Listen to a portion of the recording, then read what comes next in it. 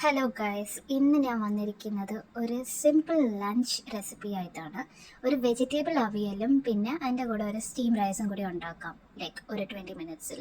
അപ്പോൾ അതിനാവശ്യമുള്ളതാണ് തേങ്ങ തിരുമിയത്, പച്ചമുളക്, കറിവേപ്പില, ചെറിയ ഉള്ളി, വെളിച്ചെണ്ണ, വെള്ളം, പിന്നെ കട്ട് ചെയ്ത വെജിറ്റബിൾസ് എന്തൊക്കെയാണെന്ന് ഞാൻ ലിസ്റ്റ് കൊടുത്തിട്ടുണ്ട്.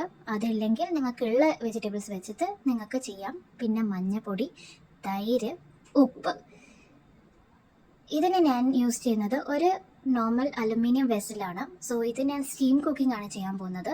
അതിന് ഞാൻ ഫസ്റ്റ് വെജിറ്റബിൾസിൻ്റെ കൂടെ ഒരു കീറിയ 4 പച്ചമുളകും പിന്നെ അല്പം മഞ്ഞൾപ്പൊടിയും ഇട്ടിട്ട് വെളിച്ചെണ്ണയും ഇട്ടിട്ട് അല്പം വെള്ളം കൂടി ഒഴിച്ചിട്ടാണ് ഞാനിത് സ്റ്റീം കുക്ക് ചെയ്യാൻ പോകുന്നത്.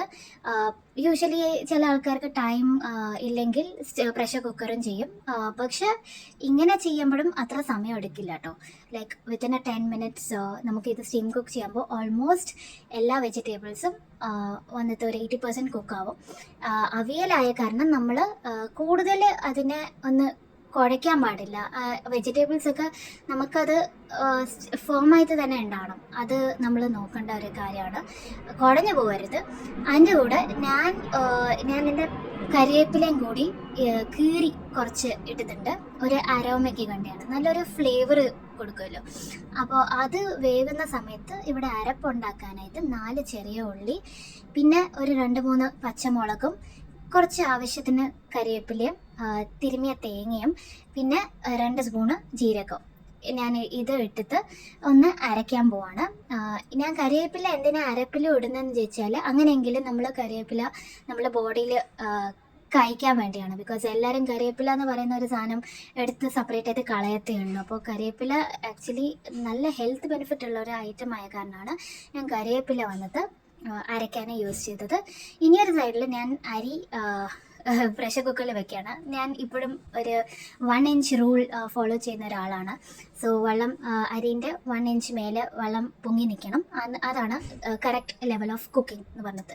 അപ്പോൾ ഒരു സൈഡിൽ ഞാൻ അരി വെച്ചിരിക്കുകയാണല്ലോ. അപ്പോൾ ഇനി ഒരു സൈഡിൽ ഇത് ഓൾമോസ്റ്റ് വെജിറ്റബിൾസ് ഒക്കെ കുക്കായ കാരണം അരപ്പിട്ടിട്ട് ഇച്ചിരി ഉപ്പും കൂടി ഇട്ടിട്ട് ഞാൻ ഇനി ഇത് കുറച്ച് നേരം ഒന്ന് ലോ കുക്ക് ചെയ്യാണ്.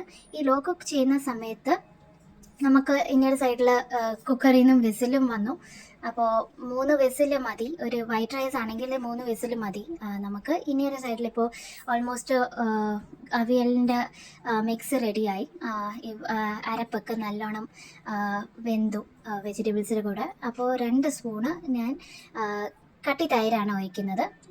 കട്ടി തൈര് ഒഴിച്ചിട്ട് നമ്മൾ ആക്ച്വലി സിമ്മിൽ വെക്കുന്നതിന് പകരം ഓഫ് ചെയ്യുന്നതായിരിക്കും നല്ലത്. സ്റ്റൗ ഓഫ് ചെയ്തിട്ട് തൈരും പിന്നെ ലാസ്റ്റിൽ ഇച്ചിരി വെളിച്ചെണ്ണയും കൂടി ഒഴിച്ചാൽ നമ്മളുടെ അവിയൽ റെഡിയാണ്. അപ്പോൾ ഈ സമയത്തും ഞാൻ അത്ര ഇളക്കാനൊന്നും നോക്കുന്നില്ല. കുറച്ച് ഇളക്കിയിട്ട് ആ ചൂടിൽ തന്നെ അത് ഒന്ന് സെറ്റായിക്കോളും. നമ്മൾ കൂടുതൽ ഇനി കുക്ക് ചെയ്യേണ്ട ആവശ്യമില്ല. സോ ഇതാണ് ഒരു സിമ്പിൾ അവിയൽ ആൻഡ് ഒരു സ്റ്റീം റൈസ്. ഇത് രണ്ടിൻ്റെ കൂടെ നമുക്ക് ഒരു ചെറിയൊരു നാരങ്ങ അച്ചാറോ അല്ല മാങ്ങ അച്ചാർ ഉണ്ടെങ്കിൽ ക്ഷേമമാണ് എന്ന് പറയാം. സോ ഇതാണ് ഇന്നത്തെ എൻ്റെ ഒരു സിമ്പിളായിട്ടുള്ള ഒരു recipe guys. Thanks for watching.